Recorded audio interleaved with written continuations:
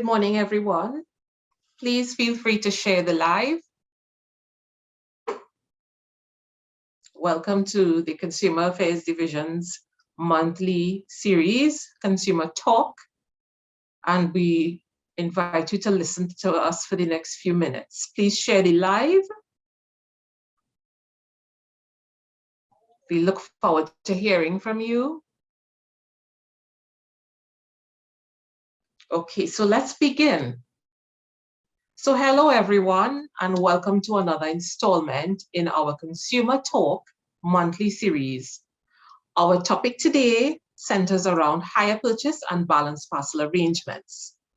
As consumers, we often enter into these types of arrangements not knowing exactly what we're entitled to and what we are covered for when we enter into these arrangements. So today, we will hear from the Consumer Affairs Division on what you can expect when you sign on the dotted line. Welcome Ms. Flament as she speaks to us for the next 20 minutes. Remember to take notes as our Q&A segment is coming up, and we will entertain your questions, your comments, your queries. So feel free to post in the chat, or you can email us if you don't have access to the FB Messenger page, and we will attend to your questions and attempt to answer them. So sit back and listen for the next 20 minutes as Ms. Flament speaks to us.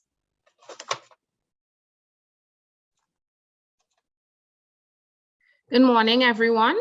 It's quite a privilege and an honor to lecture you all today or inform you all about hire purchase agreements.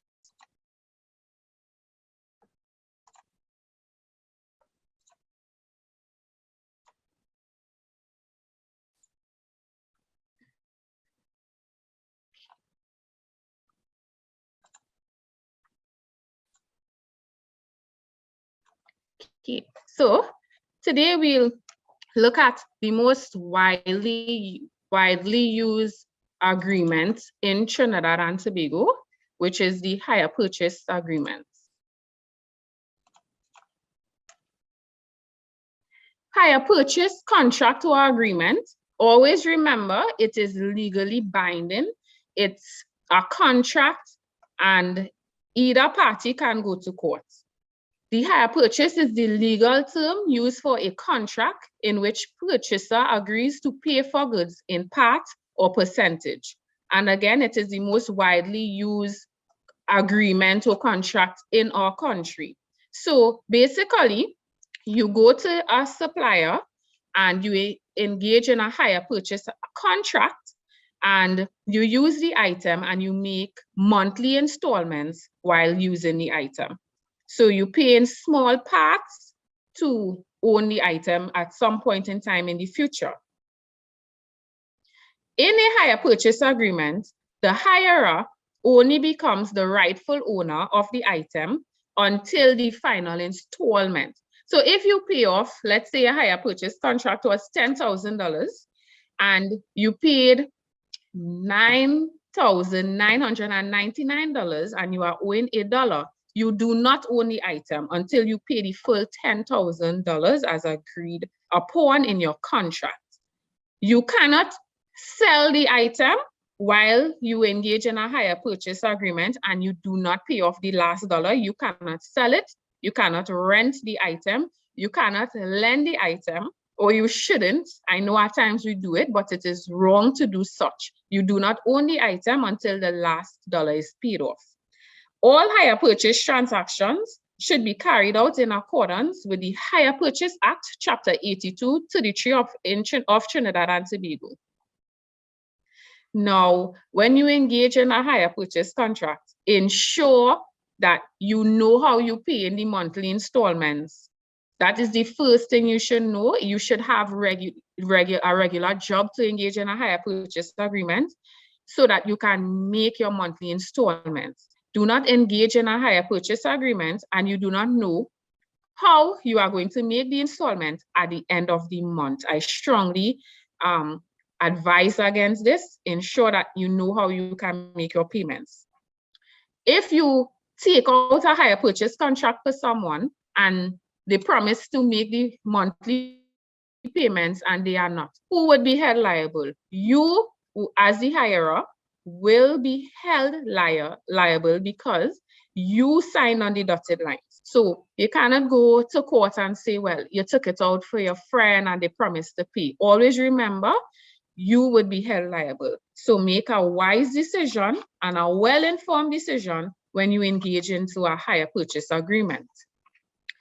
The law states that a hire purchase agreement must be signed by all parties involved within 7 days. So you, as the person who are going to take out, engage in it to get the item, you should receive it within 7 days, and that's what the Hire Purchase Act states. There are several advantages and disadvantages of a hire purchase agreement. You can see there's basically one advantage, and there are numerous disadvantages that we cannot all discuss, but we'll look at some. The basic advantage of a hire purchase agreement: you take out an item, a fridge, a stove, or a living room set, or sometimes more than one item, and you do not have all the cash to pay off for the item one time. So you engage in the contract. You pay monthly while you use the item. So it will state if you pay, if it's 12 months, if it's a year or 2 years you have engaged in the contract for, you can use the item while you pay.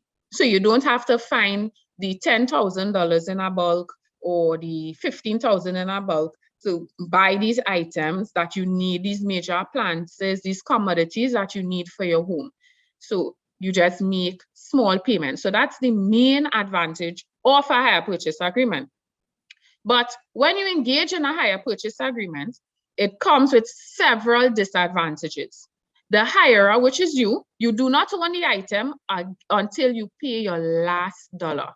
If you default in paying, if you stop paying or you're making payment when you feel and when you want, the item can be repossessed. Always remember that you do not own the item because you're making monthly installments. That the item always is owned by the supplier until you pay off it. Now, the cost for a hire purchase agreement is very high. You pay additional money. If you take out a refrigerator and the cash price of the refrigerator is $7,000, you would receive interest on the hire purchase contract. So your interest could be double the amount of the cash price. So your interest could be $7,000, it could be $8,000. So that's $15,000 in total that you would pay for the item. So you need to be aware of this. Usually a deposit needs to be made in case of a penalty when you engage in a hire purchase contract. And you always have to stick to the terms of your agreement. Now, a hire purchase contract is very enticing. Usually you go to take out the item, you need a fridge, but you're saying, well, you know, I could pay off for this in part. So you take a fridge, a stove, a living room set, a bed set, you go over budget because it is enticing, and you need to be aware of this. You need to make a wise decision when engaging in a hire purchase contract. Note that there are penalties if the hirer does not keep the terms of the agreement. Note that you would get interest, as I said, and interest is calculated daily, which is compound interest on a hire purchase agreement. It is not a fixed interest. You get interest daily if you do not pay on time for hire purchase contracts. Let's look at what should a hire purchase agreement contain. It must contain the cash price. It must contain what the item is. If it's a fridge, a stove, a bed, it has to state give the description of the item. It gives the cash price of the item. It would say the name and the address, the hirer and the owner. So it will state if it's the hirer, which is you live at number 5 Port of Spain, and the address of the supplier if they are at number 12 Port of Spain. Note that whatever address you state on your hire purchase contract, that is the address the item should be at all times. If you purchase a refrigerator and it's something is malfunctions and the supplier have to visit your home and you said it was at number 3 Portersfield, and when they come to fix the item, you say, you know, it just up the road at number 10 Portersfield, your warranty would be voided. They would not touch the item. You breach your hire purchase contract and they can take action against you to obtain their items back. Again, you do not own the item until you finish pay for it. The contract will state the hire purchase price. If it's $5,000, it will state the interest you are going to receive. Usually, interest is the same amount as the item. So if the item is $5,000, your interest would be $5,000 as well. And the different finance charges. Sometimes you will get administrative fee, not sometimes, all times you'll get administrative fees. And then when they have to run the credit checks, there is another fee applied to the contract. So you end up paying twice and thrice for the item that cost $5,000 or $7,000. It must state how long you're going to take the item for. If you're going to take the item for 12 months, 24 months, or 36 months. And it has to state how much is the installments monthly. If it's $500 monthly, $400 monthly, $1,000 monthly. It will state the amount of deposits, if it's 24 deposits or 12 deposits or 36 deposits. All the little fine writings, you will find all these information on a hire purchase contract. You'll see the rights of the hirer to terminate the agreement, the duration of the hire purchase agreement, and the steps in which the supplier can take back the item or repossess. Now, note that you cannot pay when you want on a hire purchase contract. If you know that you are monthly paid and you receive your salary at around the 30th of each month or the 28th of each month, or I get these calls all the time, you're receiving your pension at the end of the month. Do not set your payment date in a hire purchase contract for the 15th or the 18th monthly. Do not do that. Set your payment date when you know you will get paid. If it is that you set on your hire purchase contract or you sign on that date, that the 15th of each month, you would be paying on your hire purchase contract. If you pay on the 28th or the 30th of the month, from the 15th to the 30th, you would get interest. It will be compounded daily.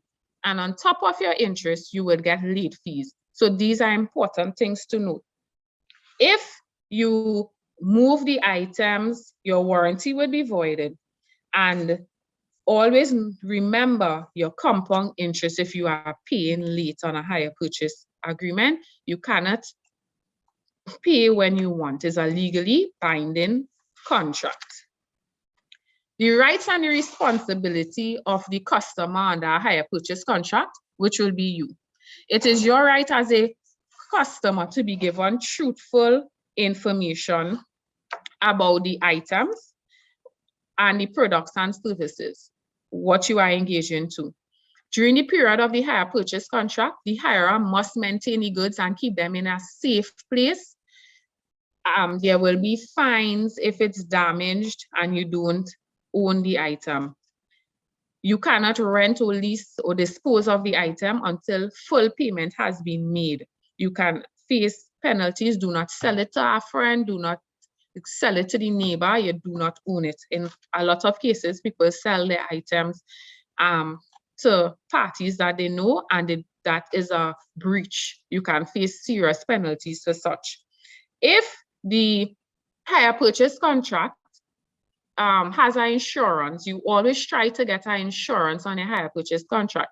And due to sad unforeseen circumstance, death or flood, fire, flood, which is a big one, you can get reimbursed for the items in the sense that you would get new items if it is covered under insurance.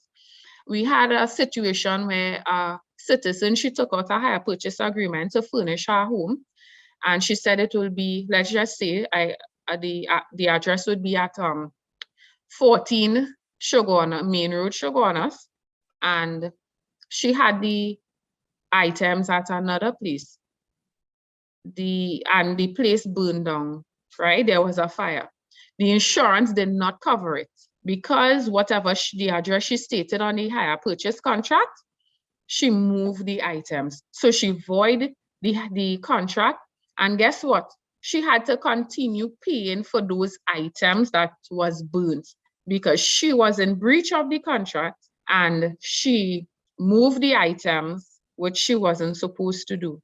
Whatever is your address, you should make sure the items are at that address, because any unforeseen circumstance, you will not be covered, you will not get the insurance, they will not fix the item, and you have to continue paying off for that contract.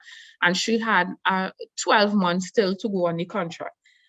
It was a sad thing, but she breached the contract. So we need to be very careful and mindful of these things. Important to note, right? Consumers should note if it's only after 6 months, the insurance would kick in, or after 6 payments. So if you take out the item in January, in June, the insurance for the items will kick in. If it's less than 6 payments, so it's be 6 months or 6 payments. Once it crosses 6 months and you made 6 payments, the insurance would kick in. And you would be protected in the case of a natural disaster or death or something. If the insurance does not kick in, you can go and talk to the firm and stuff like that, right? Now, if you do not pay off 70% of the item, if you pay off 70% of the item, it is a myth, so it is a fallacy to think that the supplier cannot take back the item. Always remember that. They can take back the item. Let's look at hire purchase facts. It is a myth that the item cannot be repossessed if the customer has paid 70% off. As I was telling you all, that is just a dream, is a false hope, is a fallacy. If you pay 70% of the item, all the supplier have to do is go through the court and they would get back the item. It is their item. Until you pay the last dollar, you do not own it. It is, if the item is wrongfully repossessed, well, of course, you as the hirer, you would be entitled to a redress. You would be entitled to some form of compensation or the items back if the seller was at fault. But if you at fault, then they can repossess. Know that we got a lot of calls if it is that you lost your job or the breadwinner in the home died and you cannot afford to continue paying for the items, you can surrender the items. But however, if you are surrendering on August the 31st, all payments must be up to date, and to August the 31st, you shouldn't and you cannot be owing to surrender. So you can surrender and let them know as of at August the 31st, you would like to surrender and you paid up to that date. You are not owing up to that date, and you can surrender the items in writing.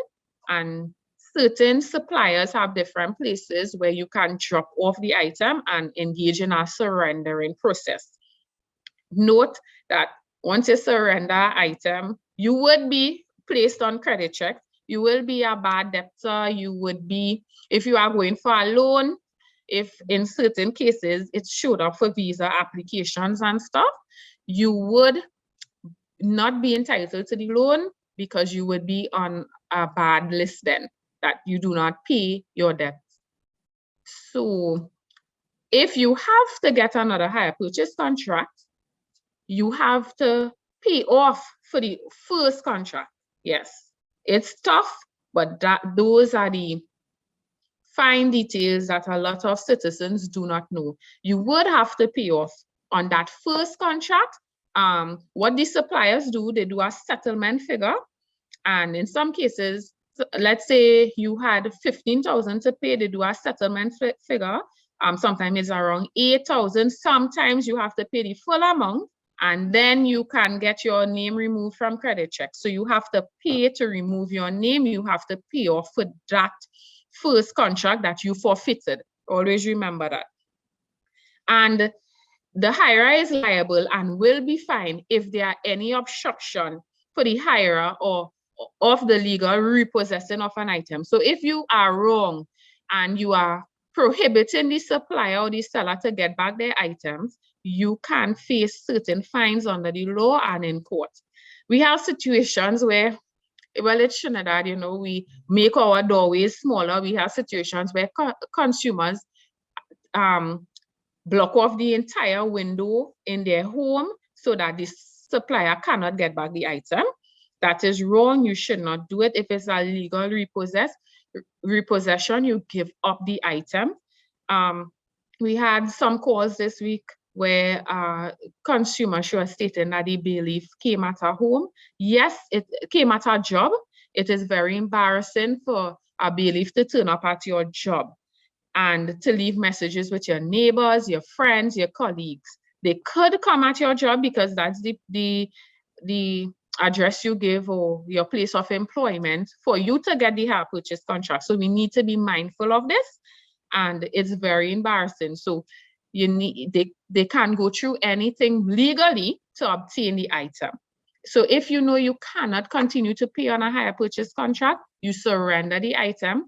Even if you are owing, work out a plan with them to pay off until that time of surrendering.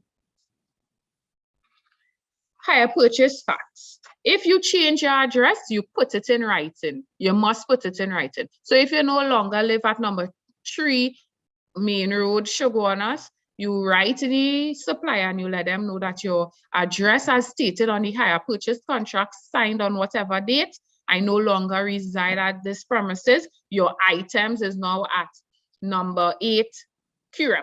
You always let them know. You have to put it in writing. Please note that you have to put it in writing. The Hire Purchase Act only covers items under $15,000. Therefore, your hire purchase should not cross $15,000. If it is that you want to do you want to take out a few items and it's crossing $15,000, you should split up the contracts. So if you are doing a bed and a stove, you can do that on one contract under $15,000 and you engage on another contract that is under $15,000. Again, the Hire Purchase Act do not cover items over $15,000. There are other options besides a hire purchase contract that you can engage in, because again, the interest is very high on a hire purchase contract. The interest is calculated differently on a hire purchase contract, which is compound interest, which is a higher form of interest. So you could engage in other forms of financing to get your items, which is legal. You can do, some citizens do susus. You can do a susu to obtain your bulk cash to buy your stove, your fridge, whatever you would like, instead of engaging in a hire purchase contract where you do not get interest. You can do a balance parcel agreement, and soon I will enlighten you about a balance parcel agreement. You can do, there's a 3 months for cash option where you make a payment, you don't pay a certain percentage. Each store would vary. So you don't pay a certain percentage, and then you have 3 months, 3 fixed installments to pay off until you get the item. Or you can do 6 months for cash. You make a down payment and you have 6 fixed monthly installments, and the interest on a 6 months for cash is very minimal. And well, there's no interest on a 3 months for cash. So those are other forms of legal financing that you can engage in to, instead of going into a hire purchase contract. There are many things could go wrong, and there are many aspects of a hire purchase contract that you can avoid going into. So at this time, let's look at a balance parcel agreement. The difference between a hire purchase contract and a balance parcel agreement. One, a hire purchase contract, there's a special law governing a hire purchase contract. But for a balance parcel agreement, is a less strict option. Is an agreement between you and a seller, right? So That is the first difference. The second difference, you do not get interest on a balance parcel agreement. And however, on a hire purchase agreement, you get a lot of interest. And the third benefit, the third difference, sorry, is that you have to pay off on the balance parcel agreement before you get the item. But on a hire purchase agreement, you use the item while you pay, right? So it is a fun, good, safe way of obtaining an item. You pay in parts and then you get the item. You pay a deposit stipulated by the store's policy. The seller would remove the item from the shelf and put it aside for you, and you will receive the item when you pay off the balances. Only when you pay it off, then you receive the item. However, your payment must be a specific time. If it's 3 months, 6 months, or even a year, you must have a time frame on a balance parcel. The seller cannot hold the items for you for lengthy periods, okay? There's varied ways you can do a balance parcel agreement. You can make a regular fixed payment where you pay, where you and the supplier decide if you're paying fortnightly, weekly, or monthly until a certain time. So if it's for 6 months, you can make 6 monthly installments, or there are irregular payments you can make up to that 6 months. So from January to June, you have to pay. So in January, you could put 2,000, then in March, you put an next 2,000, and then before the 30th of June, you put another 2,000. You can make payments like that. If the amount is up to 6,000, just a rough example, you can make payments like that. Or you can make one lump sum payment where you have 6 months to pay off for the item up to June the 30th, and on June the 29th, you can pay $6,000. So there are varied ways you can pay.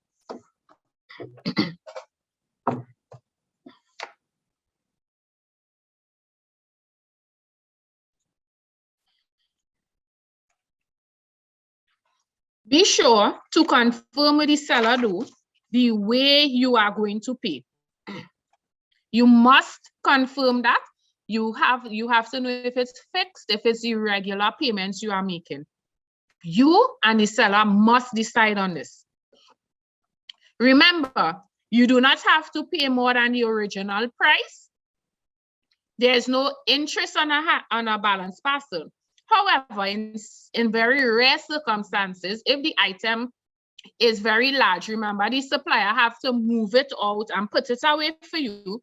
You may have to pay a storage fee, but that's in very rare circumstances. Now, we are in the season for balance parcel agreements, which is the prom season or the graduation season.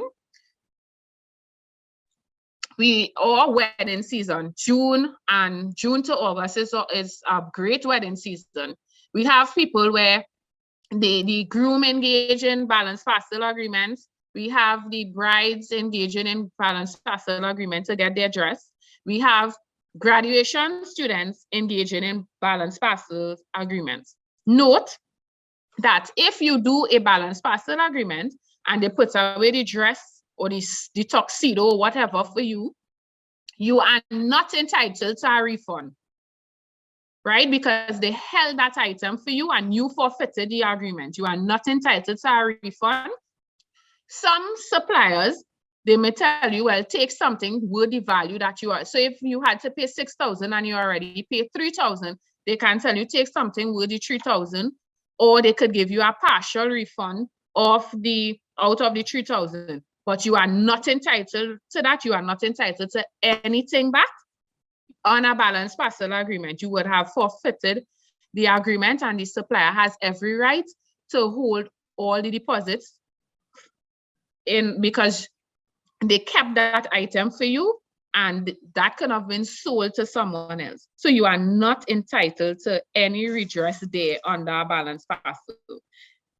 If you went into a balance parcel agreement and you decide to take this item for $5,000 And when a month later, you see it at a store cheaper for $3,000, right?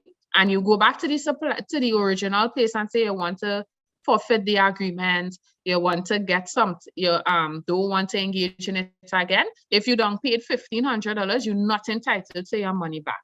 So again, I admonish you all to make wise decisions, make well-informed decisions. You can always call us at Consumer Affairs for advice if assistance is needed. Okay, you can get us on our toll-free number 800-4277. You can email us consumeraffairs@gov.tt. You can like us on Facebook at Consumer Affairs TT. It was a privilege to lecture to you all today, and this brings me to the end of my presentation.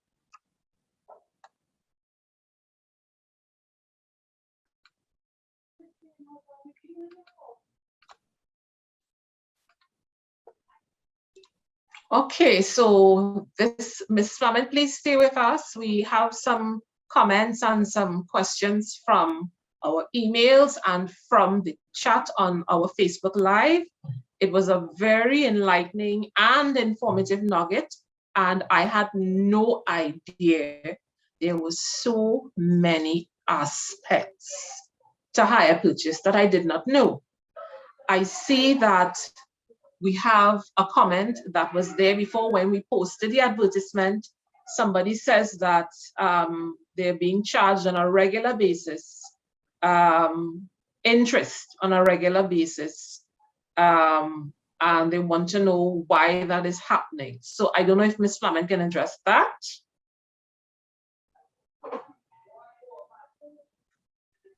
Hi, yes.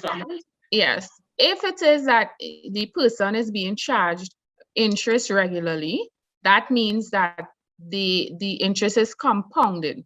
That means that previously they had late payments, which would have occurred interest, so they would get interest and late payment fees, and it will be charged compounded. Remember, hire purchase contract interest is not a fixed interest, it will be compounded. So each day you are late, that will be additional interest charged to your account. Wow. I hope that answered. So I hope that answered that person's question and that person's comment about being charged regular interest. And from what I'm understanding from what Ms. Flament said, it's possible that you might have made late payments or something like that. So that's why, correct me if I'm wrong, Ms. Flament, the interest would have been charged to your account, and it would have seemed to be something that's regular. So possibly if you are late, yeah, okay. So I hope that answers your question. We have a question on the live feed. The person is asking, can the seller charge you or return a fee to return or surrender an item? They shouldn't charge you a fee to surrender or return the item. You just have to ensure that your payments are up to date until that date of surrendering the item, right? So yeah, no, a fee shouldn't be charged for surrendering the item. Okay, so is it that if it is that they're surrendering the item, they would be responsible for bringing the item back to the store? Yeah, and all the fees that goes with it? Yeah, and also remember, if a fee is being charged for surrendering an item, most likely that is on your hire purchase contract. So that is what we advise people to read all the fine details. If our supplier is charging a fee to surrender, which it would be on the contract, they would notify you before. But generally, a fee is not applied for most firms in surrendering the item. And if you are being charged a fee for surrendering, you can contact us and we can work out something with the supplier allowing you to surrender. But please ensure that your payments are up to date on the date of surrendering. All right, so we have a question from Donald in Sangre Grande. He wants to know why the bailiff would call even when he's almost finished paying off for an item? The bailiff will only call if you finish paying or nearly finished, coming to the end of the hire purchase agreement, if you had interest and late fees. So if it is that sometime in your contract, you were supposed to pay on the 15th of every month and you paid on the 30th and stuff like that, the interest would add up then. So they would call. Once you get a call from the bailiff, you go straight into the supplier and check to see if you have interest or any late fees to clear off. Once you have interest, most times you have late fees, you check to clear off that. Okay. We would like to let our viewers know that the recording will be available to you after the session is over, so you can access it at any time if it is that you were not clear on something. So feel free. We have a question again from the chat asking about what covers hire purchase agreements for goods in excess of the 15,000. I don't know if Ms. Flament can answer that, or if Ms. You could just repeat that. What covers hire purchase agreements for goods over the 15,000? So I know you had mentioned that it covers you up to 15,000. So what? So it would not be under the Hire Purchase Act. It would not be covered under the Hire Purchase Act. It must be under 15,000. However, for items over that 15,000, or if a contract exceeds 15,000, the same principles of interest and repossession applies, right? It would be this, but it would not be covered under this law. Most times, these consumers, they have to go legal. So is it that? So how do you do? Is it that you suggest that they split up? Yeah, as I said, previously, if it is that you taking out numerous items, you split up the contract. So you would have one with your stove or your fridge just staying, or two, they could pair it with, if you're doing a stove or fridge or living room set, they may put the stove, which would be cheaper, with something else that it doesn't exceed the 15,000. So you will have more than one contract, basically. Okay, good to know. So this is good information coming here. So keep the questions coming. We have just a few minutes more to take questions. So if it is that we don't get to answer you in this session, feel free to post in our Facebook Messenger section. And as the case is, we would answer you, and we will try to get somebody to give you a call. So leave all your contact information. We try to answer it in the Facebook Messenger section, or we'll email you, or we will give you a call. All right. So if we're unable to accommodate you in this session, don't give up. Don't give up on us. We'll give you information at the end so you can contact us. All right. We have one more question, Ms. Flament. Bear with us. Maria from Faizabad. She wants to know about layaway plans. Not Maria, that's Joanne. I'm sorry. Joanne from Faizabad asked about layaway plans and wants to know what would happen if the merchant sold her parcel in error and only wants to offer her another item or store credit, and she just wants her money back. Okay, no, she would be entitled to a full refund. She was not at fault, the merchant was at fault. So she can contact us, send us our contact information. We can take a complaint because the merchant is at breach. You are entitled to a full refund. Okay, so just to make sure that we're on the same page. So if it was the reverse of it, where she didn't want the item again, it would have been that she wouldn't be entitled to the money. But in this case, so she is okay. Yeah, she is entitled. Excellent. All right, so I hope that helps. So Joanne, feel free to send an email to us. I will give the information just at the end of this session. So we want to close off questions and answers and comments right now in this live feed, and we want to go to something that's really interesting, and I know y'all will enjoy this. So we have a little nugget, and this is from our presenter, our esteemed presenter, Ms. Flament, and she wanted to leave this with you so that you wouldn't, if you forgot anything from this session, you will remember everything that she spoke to you about with hire purchase. So the title of her poem, so she can go on the poetry slam competition, people, is Hire Purchase by Jewelle Bengochea-Flament. So I'm going to try to do justice to this poem. So lend me your ears and let's go. So here we go. Pay nothing down for 3 months, 6 months, your choice. Take a living room set, stereo, or television and rejoice. Your monthly installments for a period of time. Some work overtime, a lifetime, and still cannot pay a dime. With a 12 months or 24 months hire purchase plan, many pay occasionally, some never began. Do not become a member of this clan. You do not own the item until all installments are paid. Know this before you feel betrayed. The cost of hire purchase is more than the cash price. With interest, is twice or thrice. Just think before you are enticed. Notify the store if your address is changed, so the necessary adjustments can be arranged. Hire purchase is a legally binding contract, so be aware before you act. So let's give Ms. Flament a round of applause. She could enter the poetry slam competition. So this is just a nice little nugget we leave with you to remind you of what we discussed with hire purchase and to beware when you are getting into hire purchase arrangements. So this concludes our Consumer Talk program for today.